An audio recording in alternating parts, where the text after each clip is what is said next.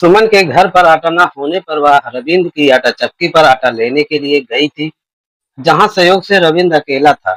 आटा लेने के दौरान जैसे ही सुमन नीचे की ओर झुकती है कि उसका गदराया हुआ बदन और उभारों को देखकर रविंद्र के तन मन में मानो आग सी लग गई।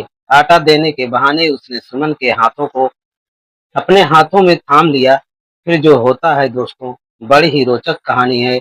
लेकिन वीडियो में आगे बढ़ने से पहले वीडियो को लाइक एवं चैनल को भी सब्सक्राइब कर दें। रिश्तों को झकझोर कर देने वाली यह कहानी उत्तर प्रदेश के मिर्जापुर जिले से जुड़ी है।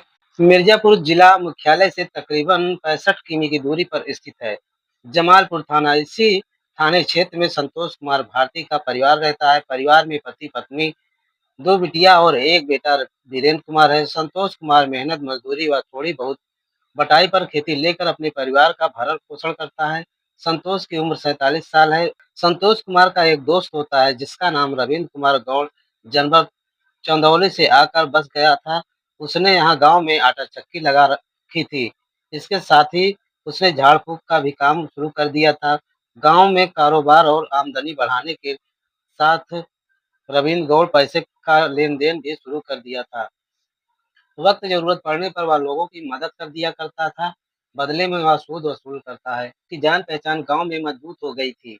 आटा चक्की पर आते जाते रविंद्र की मुलाकात संतोष कुमार से हो जाती है। उसके बाद उन दोनों की दोस्ती भी गहरी हो जाती है, क्योंकि वो दोनों शराब पीने के लती थे। सो दोनों में खूब पटने लगती है। रविंद्र जो है अब संतोष के घर भी आने जाने लगता है। खाने पीने से लेकर वक्त जरूरत पड़ने पर वह संतोष की गाहे बगाहे मदद भी कर दिया करता है।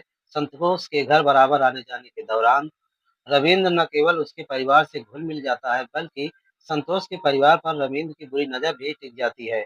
खासकर वह संतोष की पत्नी सोनी के प्रति बुरा भाव रखने लगता है। लेकिन इससे वह सफल नहीं हो पाता, तो उसने अपनी आंख संतोष की सयानी बेटी सुमन पर गड़ा देता है।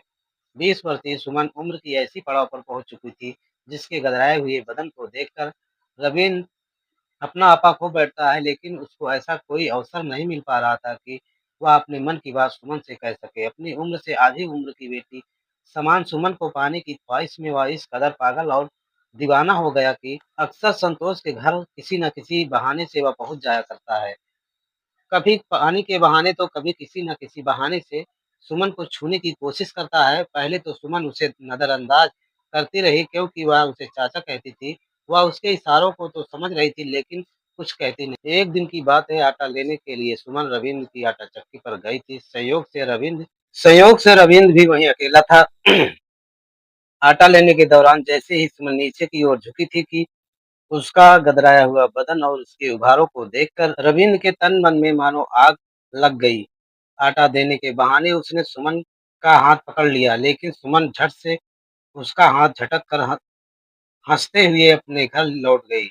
घर तो लौट आई, लेकिन रवीन की हरकत बार बार उसके दिमाग में घूमती रही और वह मंद मंद मुस्कुराती रही। उसे लगने लगा था कि रविंद्र उसकी ओर आकर्षित है। इशारों और हाथों के स्पर्श से प्यार शुरू हो गया। अब छिप छिप कर दोनों मिलने लगते हैं। दोनों मोबाइल पर काफी देर तक बातें भी करते हैं। कहते हैं इश्क और मुस्क छिपाए नहीं छिपता। कुछ ऐसा ही रविंद्र और सुमन के साथ हुआ। धीरे धीरे सुमन का चक्की पर आना जाना काफी ज्यादा हो जाता है। धीरे धीरे ये बात गांव वालों को भी पता चल जाती है, और इस बात की भनक सुमन की माँ को भी लग जाती है। एक रात संतोष की पत्नी ने कहा, ए जी सुन रहे हो आप, अब हमारी बेटी सुमन सयानी हो गई है। रविंद्र का हमारे घर आना जाना भी हमें बुरा लगता है। गांव के लोग तो उल्टी सीधी बातें कर ही रहे हैं। क्यों ना कोई अच्छा सा घर वर देख कर बिटिया की शादी कर हम गंगा नहा ले। माँ और पिता के बीच हो रही इस बातचीत को सुमन ने भी उस रात सुन लिया था, और जैसे ही वह सुबह हुई उसने चुपके से मोबाइल से रविंद्र को यह बात बता दी। उसी दिन शाम ढलने के बाद दिशा मैदान जाने के बहाने खेतों की ओर निकली हुई सुमन रविंद्र से मिली और बुरा सा मुंह बनाते हुए कहा, आप जल्दी से कुछ करो, नहीं तो पापा हमारी शादी तय कर देंगे, फिर हम नहीं मिल पाएंगे। सुमन की बात पूरा नहीं हो पाई थी कि रविंद्र उसे बाहों में भरकर सीने से लगाते हुए बोला, नहीं जानू, ऐसा मैं हरगिज नहीं होने दूंगा। तुम्हारे पिता कुछ करें उसके पहले मैं कुछ सोचता हूँ। सुमन कहती है, तो सोचिए, कब सोचोगे? जब पिताजी हमारी शादी पक्की कर देंगे। तब इतना कहकर सुमन रविंद्र से लिपट गई। सुमन को गले से लगाकर रविंद्र उसका माथा चूमते हुए बोला, आज सोच कर बताता हूँ। इतना कहकर वह घर चला गया भी और सुमन भी अपने घर आ गई।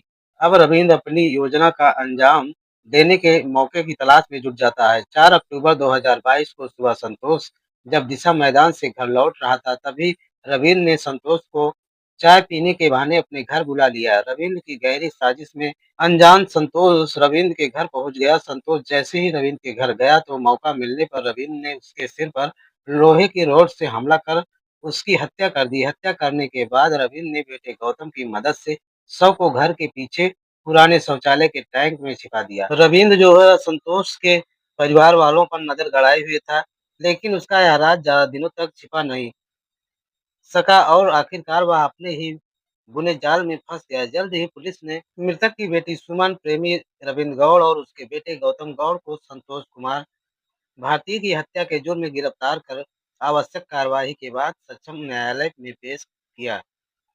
दोस्तों, इस घटनाक्रम को सुनाने का उद्देश्य किसी को परेशान करना नहीं, किसी का दिल दुखाना नहीं, आपको सजग करना, सतर्क करना है।